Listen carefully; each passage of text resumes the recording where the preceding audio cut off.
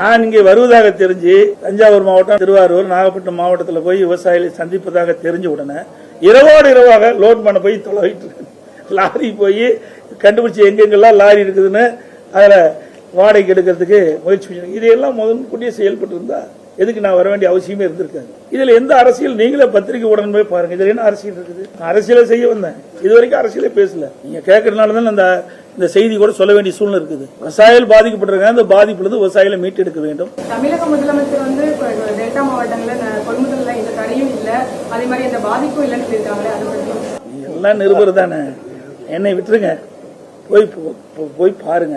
மீண்டும் நீங்க வந்தீங்களா? நீங்க எந்த பத்திரிக்கை நீங்க வந்தீங்களா? நான் இருக்கும்போது வந்தீங்களா? தண்ணீர் விட்டு அழுதாங்களா ஒரு அம்மா, இதுக்கு என்ன முதலமைச்சர் பதில் சொல்லுவார்? நியாயமா நடுநிலையோட போடுங்க. நான் எனக்காக நீங்க போடவே வேணும். அந்த அம்மா என்ன கண்ணீர் விட்டு அழுது, என்னுடைய நகையெல்லாம் வித்து சில அடமானம் வச்சு நான் முதலீடு செஞ்சு இந்த நெல்மணிகளை பூச்சி வச்சு 20 நாள் ஆகுது, எல்லாம் முளைச்சு போச்சு, என்ன செய்வது என்று தெரியல. அந்த அம்மா கதறுது.